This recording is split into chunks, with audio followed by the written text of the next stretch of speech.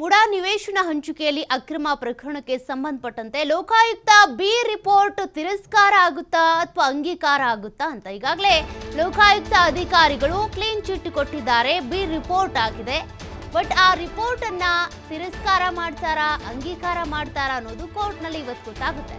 ಮಧ್ಯಾಹ್ನ 2:45ಕ್ಕೆ ಆದೇಶವನ್ನ ಕಾಯ್ದಿರಿಸಲಾಗಿದೆ. ಕಾನೂನು ಕಂಟಕದಿಂದ ಸಿಎಂ ಸಿದ್ದರಾಮಯ್ಯ ಹಾಗಾದ್ರೆ ಪಾರಾಗ್ತಾರಾ? ಈಗಾಗಲೇ ಲೋಕಾಯುಕ್ತ ಅಧಿಕಾರಿಗಳೇನೋ ಬಿ ರಿಪೋರ್ಟ್ ಅನ್ನ ಕೊಟ್ಟಿದ್ರು. ಬಟ್ ಇಡಿ ಅಧಿಕಾರಿಗಳು ಲೋಕಾಯುಕ್ತ ಬಿ ರಿಪೋರ್ಟ್ ಅನ್ನ ಪ್ರಶ್ನೆ ಮಾಡಿದ್ದಾರೆ. ಹೀಗಾಗಿ ಲೋಕಾಯುಕ್ತ ಬಿ ರಿಪೋರ್ಟ್ ಕುರಿತು ಇವತ್ತು ಅಂತಿಮ ಆದೇಶ ಪ್ರಕಟ ಆಗುತ್ತೆ. ಜನಪ್ರತಿನಿಧಿಗಳ ಕೋರ್ಟ್ ಆದೇಶದತ್ತ ಎಲ್ಲರ ಚಿತ್ತ ಈಗ ಇವತ್ತು ಏನಾಗಬಹುದು ಹಾಗಾದ್ರೆ ತೀರ್ಪು ಅಂತ ಸಿಎಂ ಸಿದ್ದರಾಮಯ್ಯನವ್ರಿಗೂ ಒಂದ್ ಕಡೆ ಆತಂಕ ಇದ್ದೇ ಇದೆ. ಲೋಕಾಯುಕ್ತ ಅಧಿಕಾರಿಗಳು ಕೊಟ್ಟಿರುವಂತಹ ಬಿ ರಿಪೋರ್ಟ್ಗೆ ಸಂಬಂಧಪಟ್ಟಂತೆ ಜನಪ್ರತಿನಿಧಿಗಳ ಕೋರ್ಟ್ ಏನಿದೆ ಆದೇಶ ಏನ್ ಪ್ರಕಟ ಮಾಡಬಹುದು ಅಂತ ಮಧ್ಯಾಹ್ನ 2:45ಕ್ಕೆ 2:45 ಕೋರ್ಟ್ನಿಂದ ಆದೇಶ ಪ್ರಕಟ ಆಗುತ್ತೆ. ಈಗಾಗಲೇ ಲೋಕಾಯುಕ್ತ ಅಧಿಕಾರಿಗಳು ಕೊಟ್ಟಿರುವಂತಹ ಬಿ ರಿಪೋರ್ಟ್ ನಲ್ಲಿ ಏನೆಲ್ಲ ಅಂಶಗಳಿದ್ದಾವೆ, ಅದಕ್ಕೆ ಸಂಬಂಧಪಟ್ಟಂತೆ ಏನ್ ತೀರ್ಮಾನವನ್ನ ತೆಗೆದುಕೊಂಡ್ರೆ ಸೂಕ್ತ, ಅದ್ರ ಬಗ್ಗೆ ಈಗ ಕೋರ್ಟ್ ಅದಕ್ಕೆ ಸಂಬಂಧಪಟ್ಟ ವಾದ ಪ್ರತಿವಾದಗಳನ್ನ ಆಲಿಸಿರುತ್ತೆ. ಒಂದ್ ಕಡೆ ಇಡಿ ಅಧಿಕಾರಿಗಳು ಇದಕ್ಕೆ ಆಕ್ಷೇಪ ವ್ಯಕ್ತಪಡಿಸಿದ್ರು, ಪ್ರಶ್ನೆ ಮಾಡಿದ್ರು.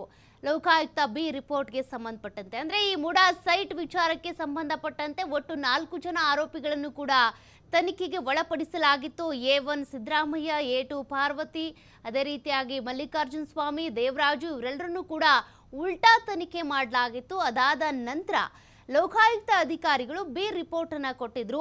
4 ಜನರಿಗೂ ಕೂಡ ಈ ಕೇಸ್ನಲ್ಲಿ ಕ್ಲೀನ್ ಚಿಟ್ ಸಿಕ್ಕಿದೆ. ಅಂದ್ರೆ ಮುಡಾ ಸೈಟ್ಗಳನ್ನ ಈಗಾಗಲೇ ಸಿಎಂ ಸಿದ್ದರಾಮಯ್ಯನವರ ಪತ್ನಿ ಪಾರ್ವತಿ ಅವರು ಮುಡಾಗೆ ವಾಪಸ್ ಮಾಡಿದ್ದು ಆಗಿದೆ. ಹಾಗಾಗಿ ಯಾವುದೇ ಸಾಕ್ಷಿಗಳಿಲ್ಲ, ಪುರಾವೆಗಳಿಲ್ಲ ಅನ್ನೋದು ಲೋಕಾಯುಕ್ತ ಬಿ ರಿಪೋರ್ಟ್ನಲ್ಲಿದೆ.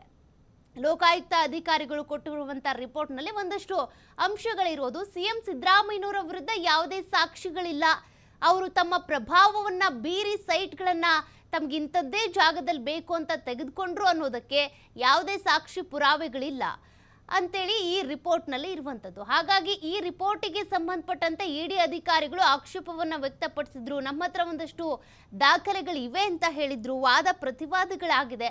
ಹಾಗಾಗಿ ಇವತ್ತು ಕೋರ್ಟ್ನಲ್ಲಿ ಇದಕ್ಕೆ ಸಂಬಂಧಪಟ್ಟಂತ ಒಂದು ತೀರ್ಪು ಪ್ರಕಟ ಆಗುತ್ತೆ.